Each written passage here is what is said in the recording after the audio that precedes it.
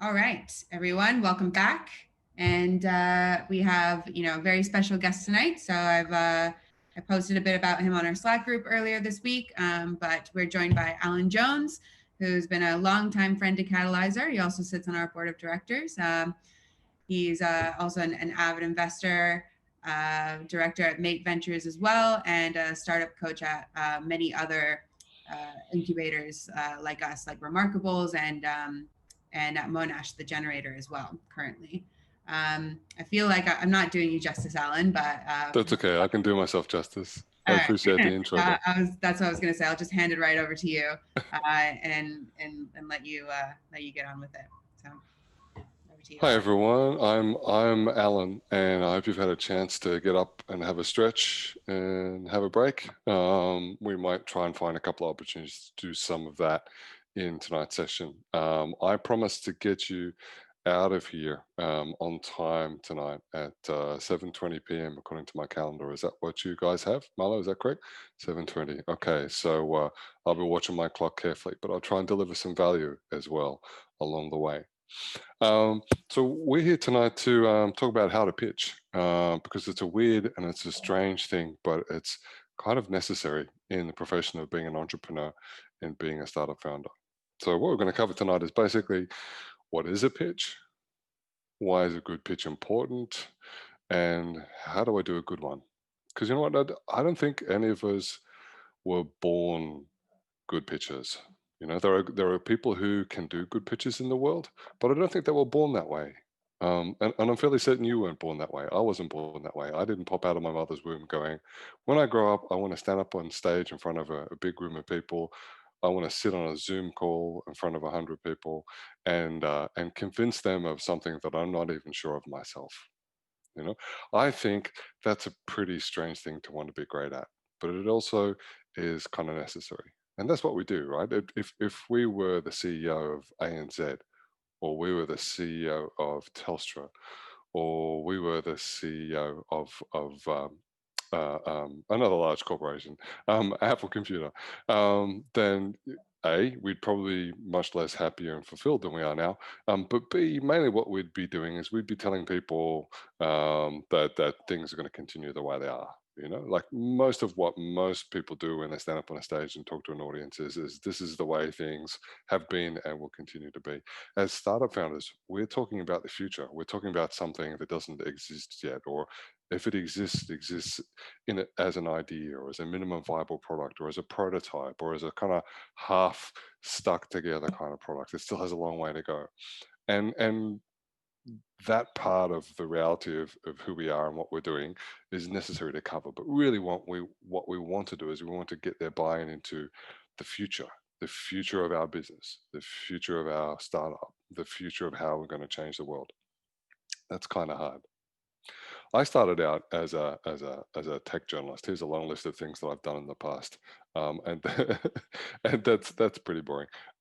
But over here in the top left, I started out as a reporter back in the days when most journalism was printed on paper or appeared on radio or television. There was no such thing as a BuzzFeed, and in those days, they used to have to send tech reporters over to Silicon Valley to interview the leaders of the tech industry to find out what was going on so that we could write up stuff. And I got to meet some amazing people. I got to interview Larry Ellison from Oracle. I got to interview Bill Gates from Microsoft, and he wasn't very nice. And I got to go for about a 30-minute walk with this guy, with Steve Jobs. It didn't quite look like that.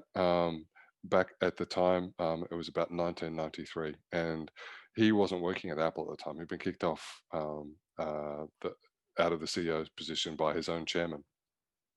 And he was about to invest in a company called Next Computer, and he was about to invest in a company called Pixar. And at the time, I was the editor of a computer magazine, and it was a computer magazine for people who were fans of Apple computers. And so for me to get a chance to speak to Steve Jobs for 30 minutes was really quite unprecedented. It only happened to me once. And we talked, just he and I, for about 30 minutes as we walked around Santa Clara in the Bay Area. And it was an amazing conversation. But you know what? I never got to write a word of what he told me about on that walk. So here's my commitment to you. If we get to the end of today's talk and you remember to ask me, I might be tempted to tell you what it was about his pitch to me that meant that I still remember that to this day, and yet I was never able to write about it for my audience of crazy Steve Jobs fans. So yeah, this is what I know. Basically, as a result of reporting on the tech industry, I decided that the tech industry that I was reporting on was much more interesting than the media industry that I was a part of. So I made the leap when most tech startups were really just online media businesses. You know, we built websites, we put ads on those websites, and we sold the ads. And so I worked on some of the things at Microsoft that later became MSN, and then I took what I thought was a huge risk and joined Yahoo. And I was employee number 118, so it was still a very, very small company. And now, you know, it's gone on to startup heaven. But for a while there, it was the big company. It was the big company in tech. So that was a crazy wild ride. And one of the things that I thought I knew when I left Yahoo in 2002 was how to be a successful tech startup founder. And I'd made a bunch of money working at Yahoo, so I thought that's what I would do. I would invest in my own ideas. So I spent about 10 years learning how much I had to yet learn about how to be a successful tech startup founder. And then for the last 10 years, I've been mostly working with accelerator programs like Catalysr, and also as an angel investor, investing in some of the best tech startups that I've seen, mostly software, some hardware, with no particular industry focus. I like to work with accelerator programs because it gives me a chance to build a trusted relationship with entrepreneurs like yourself, so that if down the track at some point there might be an opportunity for me to invest in a business like yours, then that's a relationship that we already have and a conversation that's relatively comfortable and natural for us. Um, so um, here's why pitching is so important. Pitching is so important because it's not just about finding what you need as a startup founder. It's also about competing with all the other people who need what you need. You know, so congratulations! Like, you've gone from the 300 or so people that typically apply to an Australian accelerator program to the 20 or so startups that get into an accelerator program. But, you know, guess what? On average, you know, about 5 of the 20 companies that go through an accelerator program can expect to successfully raise capital from investors. Now, that's not the only measure of success, but it's just one that I've called out today, because pitching is a big part of convincing investors to back you as a founder. And then 5 years later, we might expect to see about 3 of those companies. So, you know, from 300 to 3 remaining in 6 years. So the odds are kind of stacked against us, you know, and it's not like the startup founders are fools. You know, we're surrounded by pretty clever, we're pretty smart people. So the odds are pretty tough. We've got to get good at pitching skills, and this is what can happen when pitching goes well. So this is a young guy who has spent the last couple of years as an entrepreneur in residence with the Antler Accelerator program. Alan Lau was the founder of an IoT startup called Zukuri. And this is him at an event called Tech 23. It's been held, there's been 23 startup founders pitching at Tech 23 for a decade. And this year is the only time that it'll ever happen offline. The rest of the time happens in a big auditorium full of scary people who look like this, right? So here's a room full of angel investors. You might be able to see there's a guy, let me just turn my pointer on. This guy here, can you see that little ball patch there where the red dot is? That is the back of Nicky Shavak's head. So Nicky Shavak and Rick Baker are not only the 2 most successful venture capitalists in Australia, but arguably at the moment in the world. Right, Blackbird Ventures is probably the world's most successful tech venture capital fund, right? And here's Nicky Shavak sitting up the back of the very same pitch as sorry, I'm back. I'm not away. I'm back. As this guy, Alan Lau. So to Alan's left is Danny Adams. He's the one of the founders of GoFar. Steve Dunn next to him is working on an IoT solution for ag tech. And Alan stood up and said, you know what, the world has $1 billion a year problem with plastic waste generated by people losing their sunglasses and their reading glasses. And me and my co-founders are going to solve that $1 billion a year problem with a pair of glasses that have a tiny, tiny world-first chipset built into the arm of the glasses that's going to tell an app on your phone where your glasses are so accurately that you'll be able to find them. you know. So I mean, that's a bit of a tough pitch to sell. And you'll see over to the right, middle-aged white guy here, you can see that's Larry Marshall. Larry is the CEO of the CSIRO, right? And next to him, you can't see her, but you can see the beginning of her nameplate. That's Michelle Deakin. She's another very powerful venture capitalist in Australia. So Alan's pitch stakes were extremely high, pitching to this audience of people. And you know what? He pulled it off. What goes on when this goes well is that the following morning, another investor, Adrian Stone, based down in Melbourne, rang around, emailed a few other angel investors and said, I've decided to pull together a $500,000 angel investment round in Alan Lau's company. And that deal came together in a week. So I committed for the very first time to investing in a company that I had never even met the founder in person. I see the guy pitch on stage. I'm so impressed by how he pitched and then how he handled all of the questions from the judging panel, that I made a $30,000 decision right there and then. So that's what can happen when this goes really, really well. So it's worth learning how to do it really well. So now let's just talk about, let's do a bit of audience interaction for a moment. Let's jump into the chat session of the Zoom call. And I want you to tell me in as few words or as many words as you like, what is a pitch? What's a pitch? Define it however you like. And I'm sorry, Ariana, you can't say this. This is very visual, but we'll be recording it and we'll share it with you after. Anybody, what's a pitch? And ask, yes, absolutely. Communicating, totally.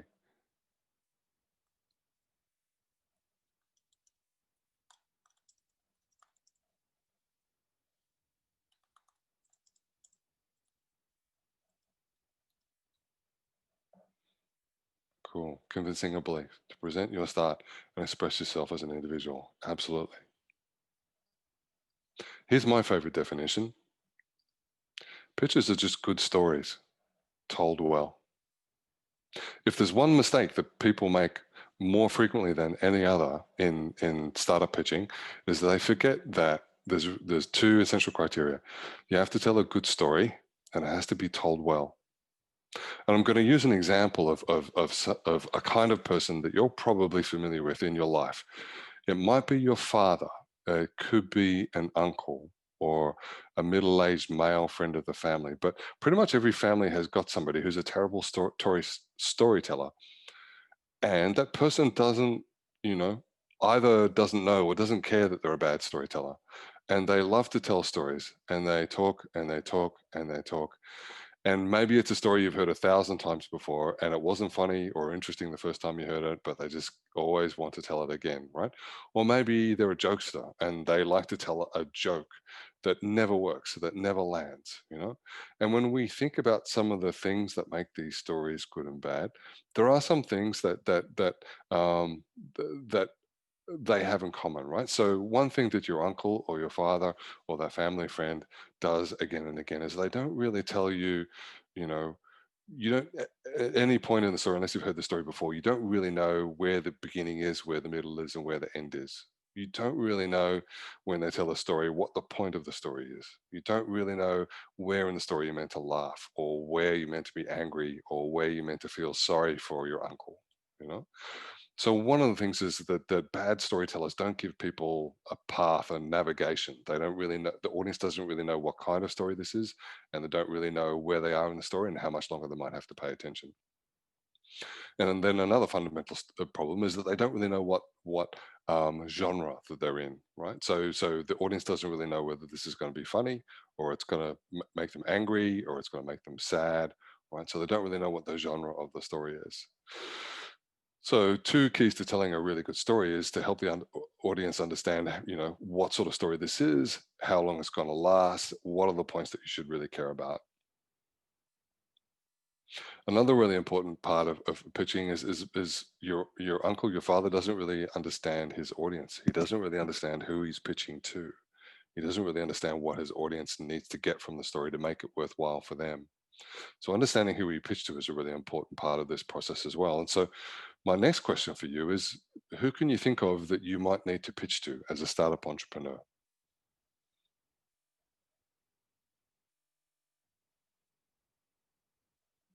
Tap into the chats. I'm going to go with yes, customers. Absolutely. Thank you, Lily. I'm going to go with friends, mentors, maybe staff. Absolutely. So when we're, persuading people to leave their safe job and join a startup, that's a pretty hard pitch for us to do, right? Take a lot of risk, get shit pay. You're probably going to have to go out and get coffees. You're probably going to have to, help me clean the office. It's a pretty crappy job at the end of the day, but we do need team members, right? Partners. So there's a few different kind of partners, right? So there are business partners, there are life partners. So you might be in a relationship with somebody who's going to have to be very forgiving and understanding and support you on this journey because it's going to be hard for you. And maybe there might be the kind of partner where you have, finances in common, where you're not just risking your financial future, but maybe theirs as well. Absolutely, you're going to have to pitch yourself on bad days. That's a really good one. Thank you, Fang. Stakeholders is kind of a woolly word. Investors, obviously. So look, here's a list that I came up with earlier. It's a lot of people, potential co-founders, suppliers and service providers. There's going to be times when maybe you aren't going to be able to pay the rent on your office or your warehouse, and you're going to have to persuade the landlord to give you a couple more weeks. That this is going to be a big business one day, and they're going to enjoy telling the story of how they knew this billion-dollar company when it was so small it couldn't even pay its rent, and the landlord did you a favor and everything worked out. You're going to have to speak to journalists, right? That's going to be part of your marketing mix at some point. And journalists are skeptical. They're going to want to be looking for the flaws in your story, for the hidden gotchas, for the reasons why this won't succeed. Right? That's a very challenging kind of pitch. At some point in your journey, you're probably going to need to pitch to politicians for changes in regulation or for better laws that are holding your business back. You're probably going to need to talk to the share market if that's a way that you're going to raise money for your business. All right. And then there might be regulatory authorities. If you're in fintech or in agriculture, in insurance, there's going to be a bunch of industries where there's going to be regulators you're going to have to persuade to give you a chance. So a lot of founders obsess about pitching to investors, right? They go, okay, I'm going to build, I'm going to do some customer interviews. I'm going to build an MVP. I'm going to launch something on a web page, and then I'm going to go and pitch to investors. And then when I've got money, I'll be able to do all these other things I'm going to need to do, and I won't have to worry about pitching anymore. So that's not correct. The fact is, as long as you remain an entrepreneur, as long as you remain a startup founder, you're going to be pitching to all sorts of different audiences all the time. So you don't have to be a genius at it right now, but you're going to have to invest the time to learn how to do this well over time because it's going to help you succeed. So when do we get to stop pitching is never. So we better start improving. So great pitches are good stories, well told. So great pitches good stories have three things in common, right? So the things that your uncle or your father or your father-in-law gets wrong. So, right. So their story never has a clear beginning and a clear end. Right. Good storytellers engage our emotions and our senses. So we're not just listening to the words that they're saying, but we're conjuring in our minds. We're remembering something. So if I wanted to tell you about where I first met my co-founder, I might just not say, I met my co-founder in a coffee shop and started persuading them this was a good idea. I might start up by saying, I can still remember the smell of the fresh brewed coffee in the coffee shop where we first met, right? I remember a pitch to this day that I saw in Adelaide in 2006 from a startup founder talking about a social impact startup, and he and his co-founder were stepping over the bodies of sleeping children who were sleeping in the street in Tanzania. And he mimed the thing out. He was standing up on stage and he mimed stepping over the bodies of the sleeping children. If he hadn't used that device, I wouldn't have remembered that the inspiration for his startup was his time in Tanzania. Right. So great stories also connect the teller and the audience. When I say I still remember the smell of fresh coffee, your brain goes, I know what the smell of fresh coffee sounds like. Okay.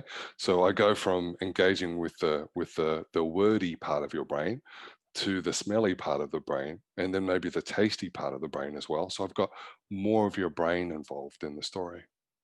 In fact, when scientists look at how your brain and my brain behave, when I tell a good story, something happens called neural mirroring. So we put one of those metal mesh nets on my head and we put a metal mesh net on your head, and we study how the neurons fire.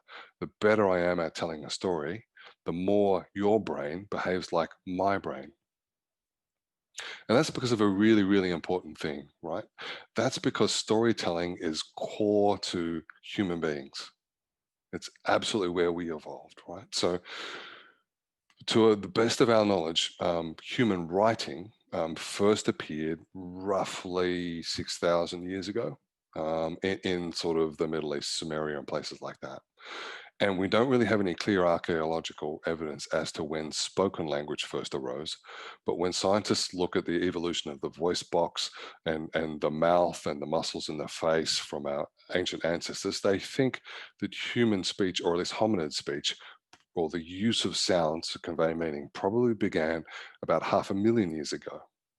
So like 100,000 times as long as written language, we've been using sounds and maybe words to convey meaning to each other. Now, we weren't pitching for investment 500,000 years ago, but what we were doing was we were trying to stay alive as a little family group or as a tribe. Right? And so when the tribe or the family group had been fed for the night and was sitting around the fire and looking up at the stars, a storyteller would get up and begin to tell a story. And the story might be about, a beautiful princess and a handsome prince and their love for each other. Right? But the purpose of the story would usually be something very factual, something designed to help you and the rest of the family or the rest of the tribe survive for another season, because all knowledge was passed down from adult to child, from elder to young adult, to make sure that everybody knew where to go at different seasons, what food sources to look for, how to escape from dangerous predators. Everything was conveyed through storytelling. Right? And when you think about all the different things you needed to know to survive as a tribe or a family unit back then, it meant hundreds and hundreds of hours of stories that had to be recalled. Right? So storytelling has evolved as a way for me to share knowledge with you in a way which is entertaining and enjoyable and memorable for you. Right? And when I do it really well, literally the same neurons in your brain fire. So say if I wanted to make sure that you remembered that when the spring came, you had to move the tribe up and over the high mountain passes to the valley on the other side of the mountain pass, and there to go and seek out a particular kind of bush, but not to eat the fruit when it's green, but to wait until it's red and it's ripe because it's poisonous when it's green. I would tell you some sort of fairy tale story about the beautiful princess and the handsome prince, but the evil king of the land wanted to keep the two lovers separate. And so he imprisoned the princess in the next valley in a high tower, right? And one by one, all of the suitors for the princess set out to try and cross the high mountain pass, but they set out too early in the season. They got trapped in the deep snows, and one by one, they all died. And our handsome young prince was about to set out, and he got to the foot of the hill, and there in the forest, he met this wise old lady, a witch, who told him this riddle, right? So to wait until the spring, the creek started to rise, because that meant that the snow was melting, and only then to set out over the mountain pass. And when he got to the other side, because he would have gone without food for days, he would be very tempted to eat the green fruits on the bush, but he should wait until they turned red, because then they would fill his belly without killing him, and then he could rescue the princess, right? And then the storyteller would tell you the story about how that happened. He got over, rescued the princess, everybody lives happily ever after. And then the whole tribe remembers, okay, we don't set out across the mountain pass until we see the creek level rise, right? And when we get to the other side, we wait until the fruit turns red. Bam, story told, meaning delivered, neurons mirroring. To tell a good story, we don't just deliver the facts. What we use is a mechanism called a narrative arc.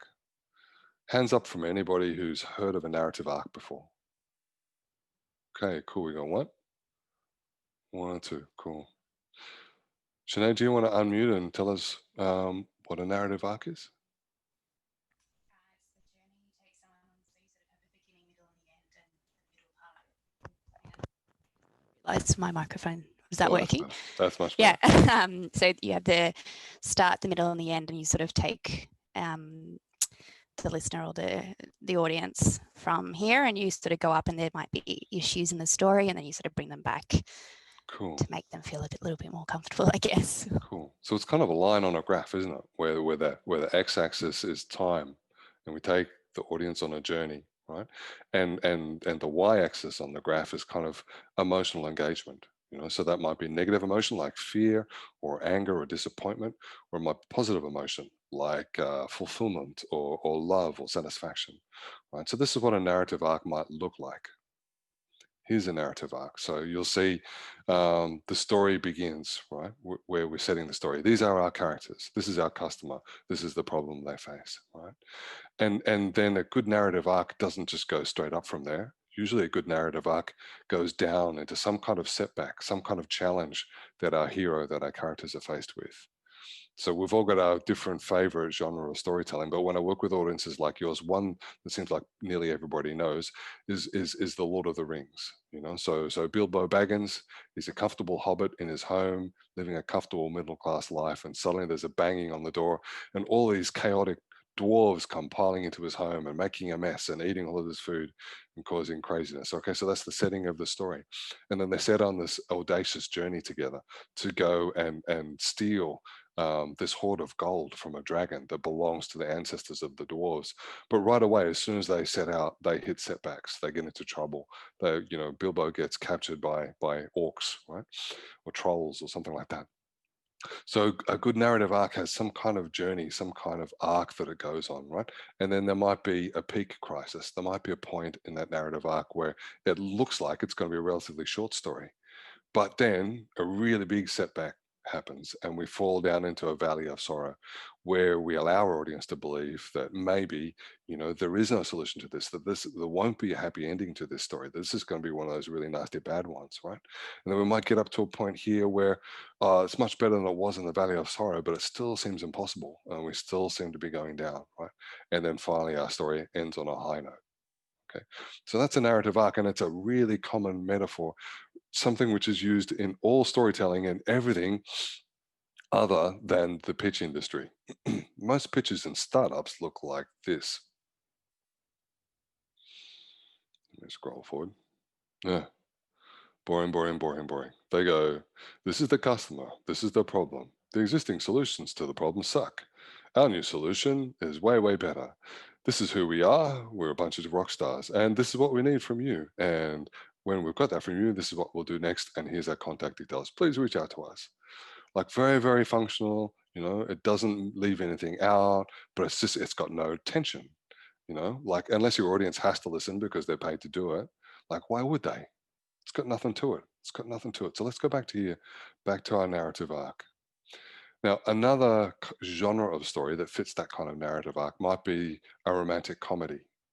So you might have seen a romantic comedy, and typically they follow a similar sort of path, right? So there'll be the hero and the heroine, and they won't know each other. And they'll be introduced through some random chance event. Maybe they bump into each other in the street, and the heroine drops her pile of books, and the hero tries to help her pick them all up, but he's clumsy and he bangs her head accidentally, and they go, "Oh, I'm really sorry." And so, like, their first meeting goes really badly, right? And so you think, But if you watched a number of romantic comedies, you'll know the whole point of a romantic comedy is at the end of the romantic comedy, despite all the setbacks, they do get together. So when we get up to the point of victory in a romantic comedy is the hero and heroine fall in love and stay together and live happily ever after, right? We know this genre, but we've all got different genres. Here's an example of some genres. And it's possible to tell a tech startup pitch or a startup entrepreneur pitch for a social impact startup or for any kind of startup business at all by using one of these genres. So you might have one of these as your favorite. You might have a different genre of story that's your favorite. So something that you love to go and see at the cinema when we had movies, or maybe something that you like to watch on Netflix, right? A genre of story that you like to read in books or in comics, right? Or in a television series. So I want you now just to take a couple of minutes. It's now 7 p.m. So I'm going to set my watch for about 2 minutes. And your time starts now. Just to have a think about if I forced you, if I held a gun to your head and said, You now have to use the narrative arc of your favorite genre. What would your genre be? And when you've chosen one,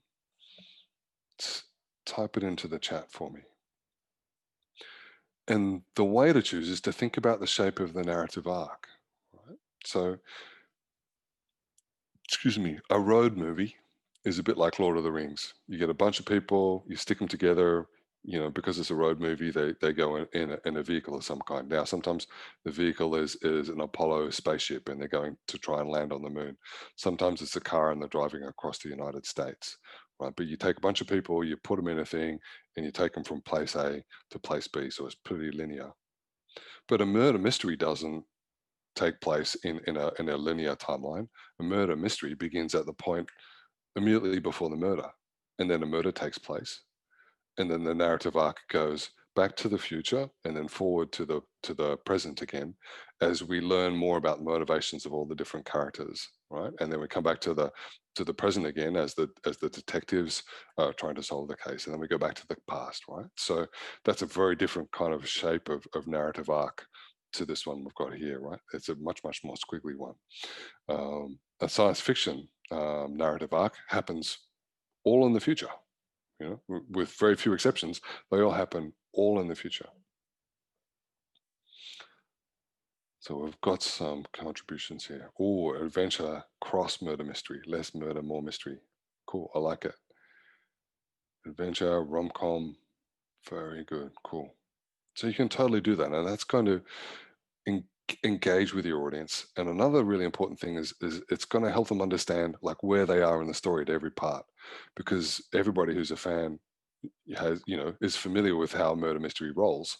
Everybody who's a fan of a thriller knows how a thriller rolls. Everybody knows in a horror movie the first sound is actually just a cat, it's not the killer, and then the second sound, that's actually the monster or the genie or whatever's doing the killing, right?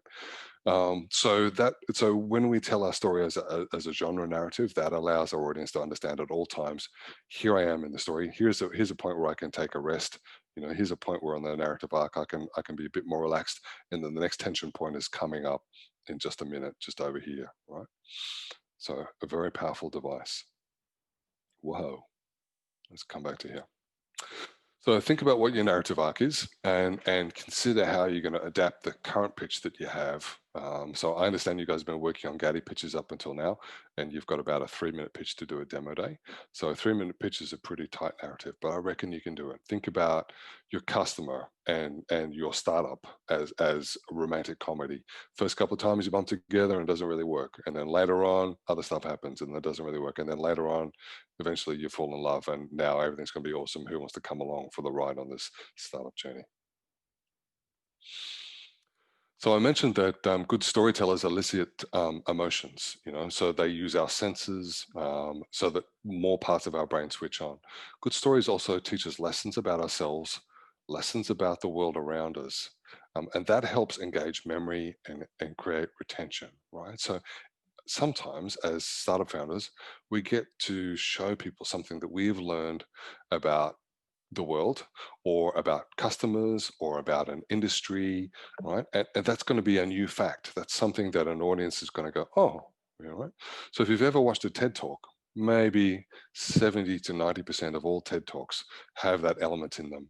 You think you know what this disability is like, or you think you understand what malaria is about, or you think you understand the causes of global poverty or of world hunger. But I'm going to tell you a surprising story that's going to teach you something new about something that you thought you already knew, right? So look for opportunities to tell your audience something about themselves, about their customers, about their community, about the industry that they work in that they didn't know. And then that surprise and delight unlocks that brain, and you can create more memories for them to remember. Allow for the fact that your audience is actually on a journey, right? So unless you're pitching at Tech 23 like Alan Lau was and full of that room of investors, most people you pitch to aren't actually going to want you to pitch to them. And that's what your Gaddy pitch is for, right? So your Gaddy pitch is the pitch that you roll out anytime somebody asks you the question but doesn't really care about the answer. So what do you do? You know? So you've all been to a wedding reception where you don't know the bride or the groom really well, and you sat at a table up the back, and you know, after you've talked about how beautiful the bride looks today and what great weather it is, and how much fun the ceremony was, you're kind of out of things to say to each other, and so you say to the stranger next to you, so, well, they say to you, so what do you do, right? And basically, you know, it's a super low bar. They're just hoping that, you know, you're not an accountant or a lawyer, you know, and I apologize to the accountants and the lawyers and all the other boring professions, dentists and so on, you know. They're just hoping that by asking you what you do, you might be something interesting, right? And if you're a startup entrepreneur, you absolutely are interesting, right? So your Gaddy pitch is an opportunity to have a longer conversation with that person at that wedding reception. So a Gaddy pitch is what you bust out for, you know, when you're sitting in the back of an Uber and the Uber driver asks you what you do. You know, when you go and see the same barista at the coffee shop, you know, 6 times in a row, and they eventually ask you what you do. But most pitches, we have to take somebody along a journey, you know, so comprehension, right, is and acceptance is actually where, you know, at the end of our pitch. Interruption and engagement is usually where we're you know, bothering people on LinkedIn or cold emailing people that we want to pitch to, or we're at a startup founder meetup, and then what we actually have to push all the way through is past comprehension into retention, so that they remember what we've told them, and then into repetition, so that they're able to retell our story, right? So if I'm an old white man in the tribe and I managed to tell you how to get up and over the mountain pass and into the valley and eat the berries when they're ripe, right? That's going to save your generation, but then you have to remember to be able to tell the story to your kids and to your grandkids, so they pass that story on. Because as startup entrepreneurs, we only have 18 waking hours in any one day, right? And you only have a small team. So you have to tell stories in ways that will encourage people to remember the important parts and then retell that to audiences in the future. So Julie Trell was the head of Telstra's accelerator program, Muridi, and we used to do something with the Muridi accelerator program every year called Baby Shark Tank, where we would get a panel of kids, like 8 to 14-year-olds, and we would pitch our tech startups to these 8 to 14-year-olds, and then have them pitch back to us. You know, so what did you just hear? Tell us. You know, you pitch the startup back to us, right? And when you do that, you don't have to do it with kids, but it's really insightful when you do it with kids. But even when you do it with adults who aren't in the tech startup industry, it's really, really interesting to observe what they retained and what was really important that they missed, what was unimportant that they retained, you know, because if we're going to get them to repeat the story to other people, they have to actually repeat the right bits in the right order and do it accurately. So if you're about to pitch to a room full of kids, you need to know that you're pitching to a room full of kids, right? So I asked Marlo how many founders we had tonight and how many teams, so that I knew how much audience interaction that we would have time for in our group. But if I was pitching to a miscellaneous audience of business people, I would really want to know, what industries are they in? You know, are they CEOs? Are they middle management? Are they employees? Are they tertiary qualified? You know, why have they come along to this event? What are they expecting to hear? And really, really importantly, we as startup founders, we tend to make the mistake of failing to explain the problem in terms that the customer understands. Right. So in all of those 100 customer interviews that I'm sure the Catalysr team have made you do, what you're trying to do there is you're trying to hear, like, how does the customer describe the problem that they have? Not how I as a startup founder describe it, but how do they describe it? And how do they describe, when you pitch it to them, how do they describe that solution back to you? That's what you want to adopt and take into every pitch from then on. So we've talked about the Gaddy pitch, which I understand you've practiced. We've talked about the elevator pitch, which is basically just a Gaddy pitch with a trapped audience. You know, so you step into an elevator with somebody and you give them a version of your pitch to make sure that you get to the end by the time the elevator ends. And then the 3 to 5 minute pitch is the one that you've got coming up at demo day. So we're going to skip the Gaddy and skip the elevator, and we're going to come down to the 3-minute demo day pitch. So I said before this, I said this is how nearly all demo day pitches go. This is the customer. This is their problem. This is why existing solutions suck. This is our new solution and why it's better. This is who we are. This is the Rockstar team. And this is what we need from you, our audience, And if we get that, this is what we'll do next, and here's our contact details. Now, there's nothing very wrong with that structure, except that it has no points of emotional tension. We're not taking our audience anywhere. Everything's very, very flat and factual. But it's really, really weird how you see this basic structure appear again and again and again. In fact, if you go to Google, as I did when I screen dumped this, you'll see hundreds of thousands of search results on startup pitch deck templates that all follow this structure. So if you're curious, you have to ask, like, why is that the case? Why is everybody pitching exactly the same way? And I think that's because so many of our pitches are to investors, and investors might see several hundred pitches a month. And either in their head or literally on the laptop in front of them, they've got a spreadsheet with a column for each of these criteria, right? So how many customers are there like this in the world? Okay, not very many. Well, I'm going to give you a 3 for that, right? So how big a pain is this problem?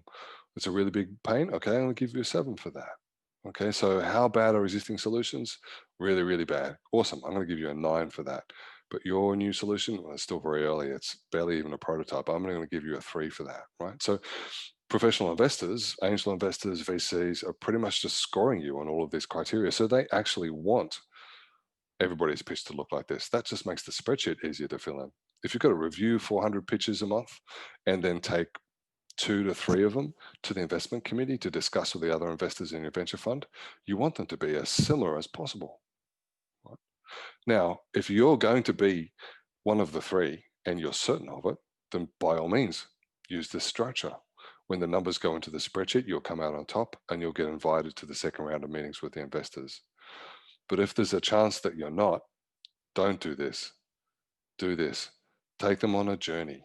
Take them on a narrative arc, right? Count on the fact that if you can engage their emotions and their senses and get them to feel that they're part of the journey with you, that you'll actually engage with their heart instead of their brain. And the brain is the more powerful of those 2 organs, but the heart is the organ that you can't live without, right? If you've been following the US elections, you know there's a lot of people get by without using their brains at all, but all of them are being led by their heart.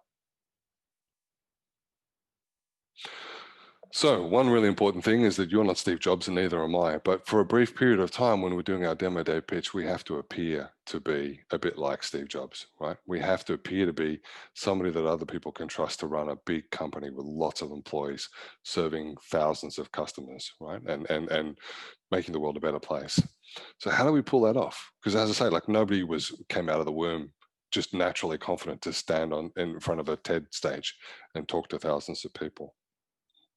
Well, one really important thing to remember is that you don't have to do it for any longer than the 3 minutes. Okay, so you don't have to live Steve Jobs. You don't actually have to be a hugely successful tech startup CEO. You just have to pull off the appearance of that for 3 minutes. That's a much, much easier task.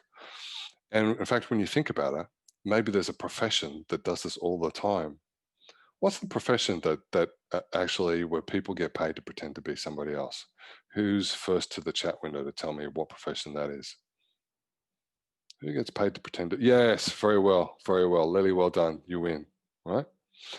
Actors do it all the time. In fact, they have to do it for much, much longer than 3 minutes. You know, they might have to do a scene sometimes that lasts for 5 or 10 minutes.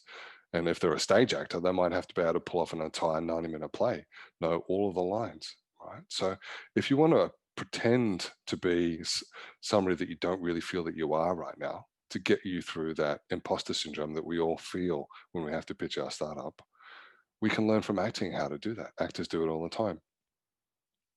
Here's an actor, not a particularly good one though. Right? Tom Cruise, fortunately, came out of the womb as Tom Cruise. And all Tom Cruise has to do when he appears on stage is be Tom Cruise. He has to memorize his lines and deliver them and be Tom Cruise. Too easy for him. So he's not a really good role model for us, right? Because none of us are Tom Cruise. You know, maybe Christian, but none of the rest of us. But there are other actors. Here's one of my favorites. Who's this? Who's the first person to tell me who this actress is? Type that in for me.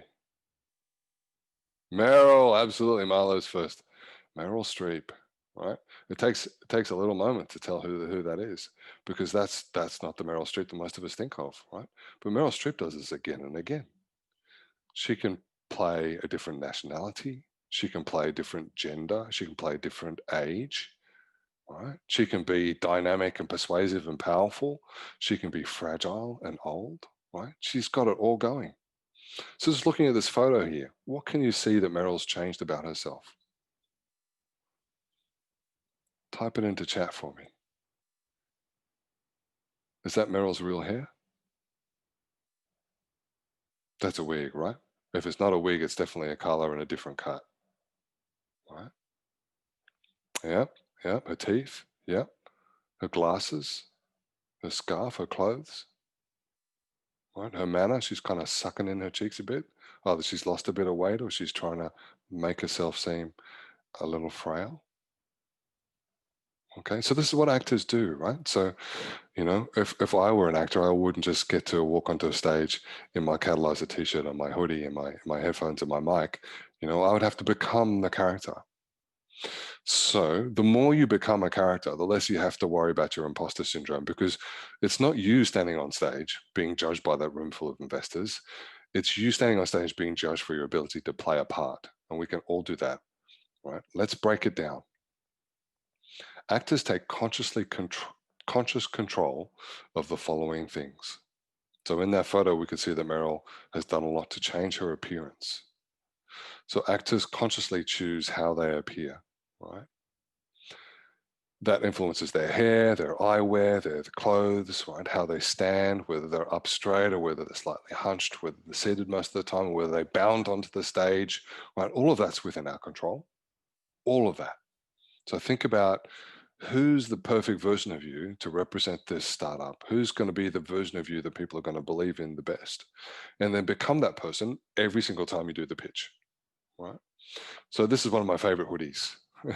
And if you go and Google me, you'll see me wearing it on lots and lots of pitches. Sometimes I wear it with a sleeveless puffer vest when it's cold, right? But my hair is pretty much the same. My glasses are pretty much the same.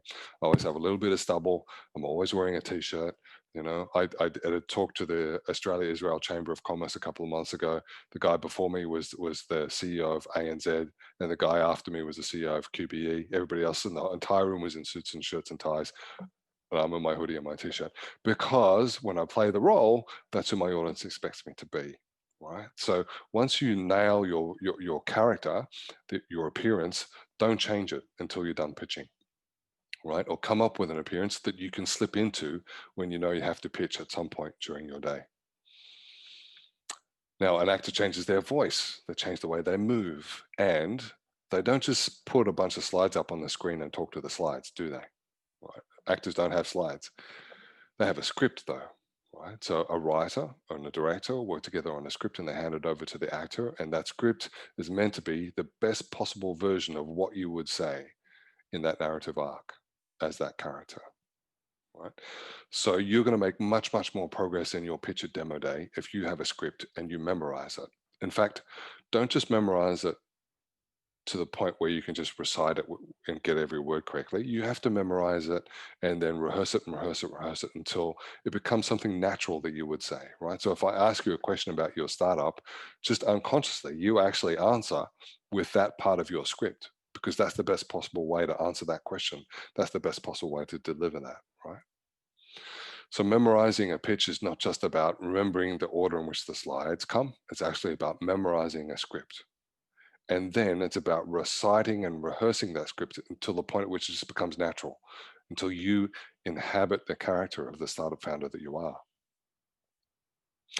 And then an actor doesn't just get to deliver a script any way they like. There are staged directions, you know. So the director will sit down with a copy of the script and a red pencil and write in stage directions. At this point in the script, I want you to pause, let the audience sink in what you've just said. And then I want you to walk from the left-hand side of the stage over to the right-hand side of the stage. And then I want you to do this with your arms, okay? So those are stage directions. So once you've got a script, which you think is the best it can be, then write some stage directions around it. So this is when I want to be loud. This is when I want to be quiet. This is when I want to pause for a second. This is when I want to lean into the camera. This is when I want to lean back and cross my arms and go, job well done, Australia, okay? None of these things should be accidental. What are you going to do with your hands? Are you going to convey your nervousness by going, and then I'm going to do this, and then the team's going to do that? Or are you going to use your hands to say, the 3 things I want to tell you about today? Here's the first thing. Now I've done the first thing. Here's the second thing I want to tell you about today. And here's the third thing. So there's 3 things I told you about today. There was the first thing, the second thing, and the third thing, right? So now I've got something for my hands to do, but it has a purpose, right? So here's some other gestures that are going to really help you. I'm never, ever in a pitch going to point at you like this, right? Because that's very confrontational. But I can hand you a point, right? I can roll my hand over like this. Ooh, I just realized I'm invisible. There we go. Right, so here's 3 things. I'm going to give you this point, and this point. Let me just make myself right. So 3 things today. I'm going to tell you this, I'm going to tell you this, I'm going to tell you this, all right? I'm never going to go like this to my audience, but I am going to deliver a point like this, okay? Very often in our pitches, we talk about how customers might be weighing up one solution or another. So this is what I call the scales of justice. Do this with your hands, right? So don't just be going, no, no, no, no, no, no, no, no, no, no, like somebody who talks with their hands. Use your gestures purposefully and write that into your stage directions, okay? So the old solutions to this problem suck, but those days are over. This is the chopping board. Those days are over. We're not going to do that anymore, okay? So now I want to introduce you to some of my co-founders, okay? So write those stage directions into your pitch. And when we're gone with Zoom pitching and we're back on the stage, think about where on the stage you're going to stand and how you're going to use your voice. For many of us, our body gives away how nervous we are. And so for that, we use the Cowboy Stance.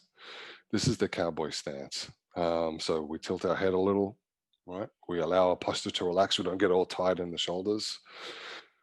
Put our hands around about our waist, roughly where we would be going to reach for our guns if we were a cowboy in a gunfight.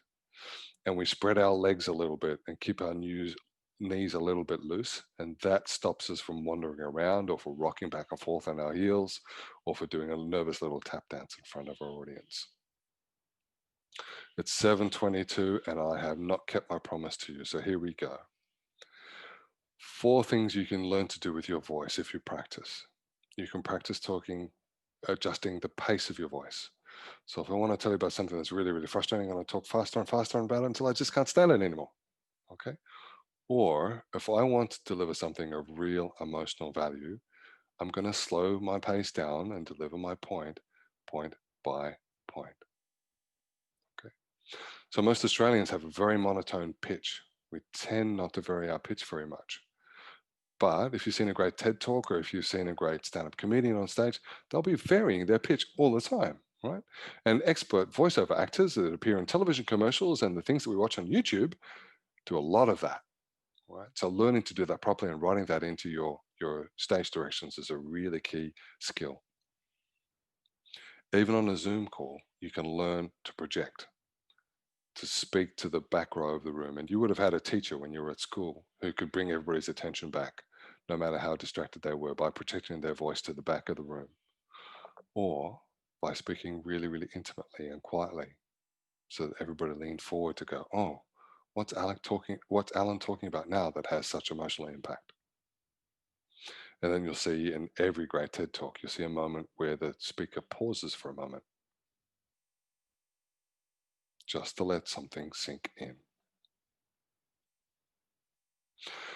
So despite all of that, there's still going to be times when you are nervous, and these are some things that you can do. So first of all, stay hydrated.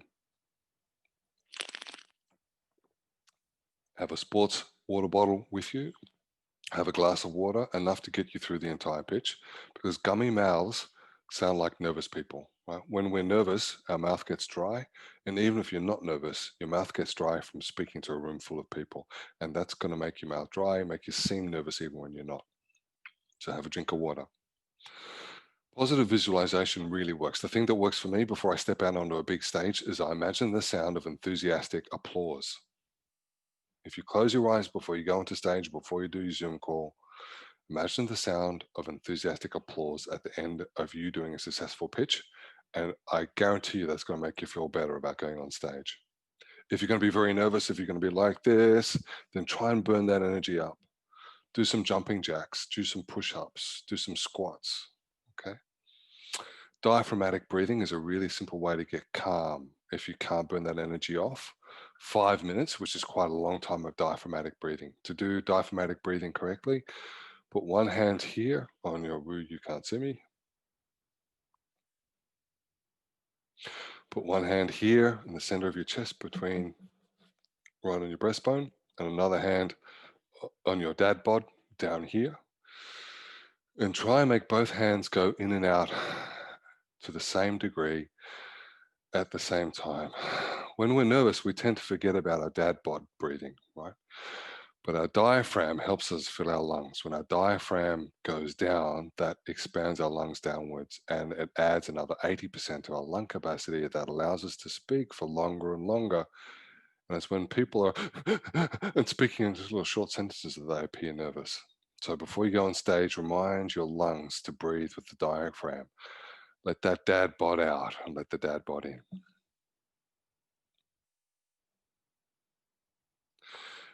And then one really, really important thing. So if you are pitching to an audience who wants to hear you pitch, they want you to do a good pitch. So in demo day pitch, that room is going to be full of people who want to see you do a great pitch. They don't want to see you fail. They're going to be very forgiving of every mistake that you make. And they're going to be patient, and they're going to allow you to get back up, continue on from where you left off, to recover from where you froze, right? And they're going to give you a big round of applause, maybe just this kind of applause, but they're going to give you a big round of applause and give you positive chat comments, because, that's what they are there to do.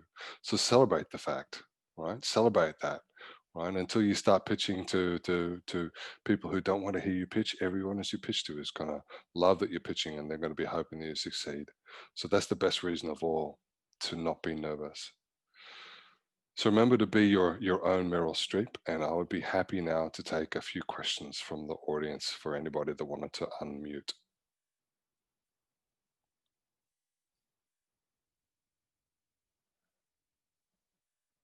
Cool, then I think we're done.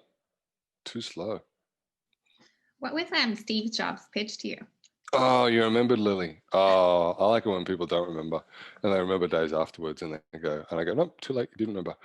So it was 1993, and I was a young tech journalist, and Steve Jobs took me for a walk. He was no longer working at Apple Computer. He hadn't gone back there. He had invested in the next computer, and he was about to invest in Pixar.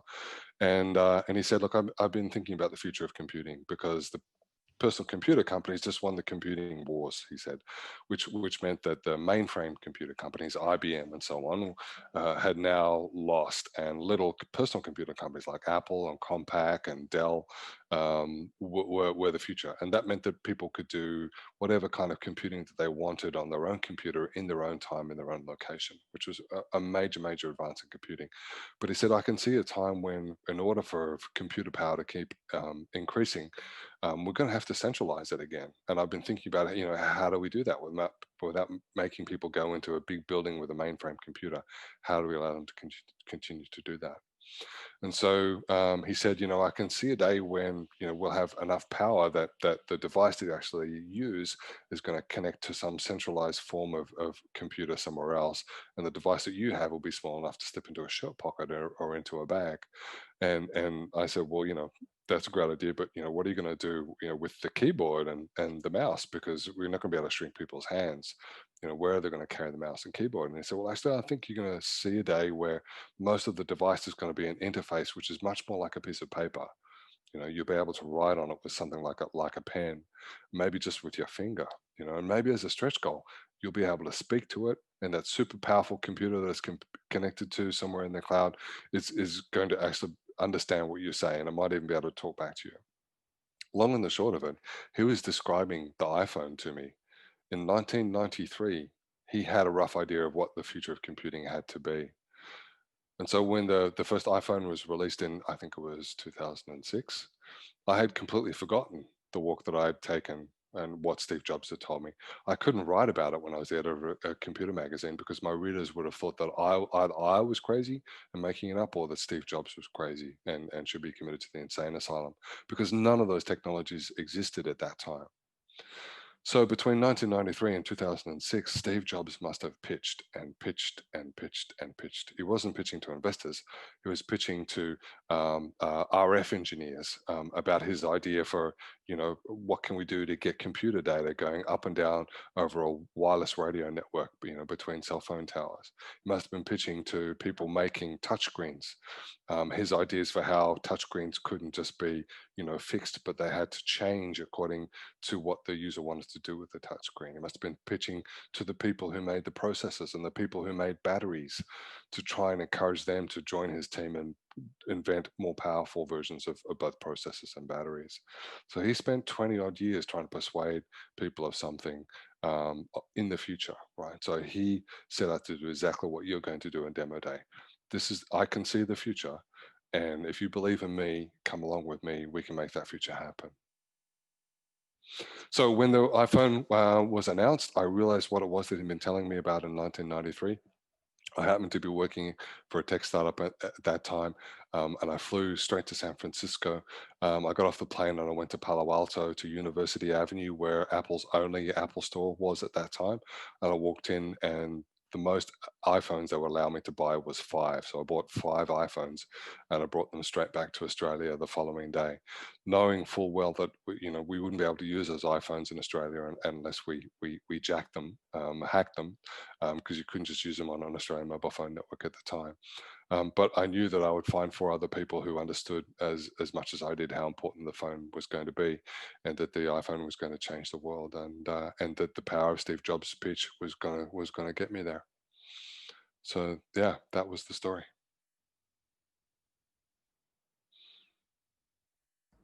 Thanks so much for that, Alan. I've heard you tell the story before, but it's still like so. It gets me all every time I tell it. Yeah. And I almost feel like to some extent I forgot it, because I knew what the outcome was, but then hearing you say it again, it was like hearing it again for the first time. Cool. Anyway,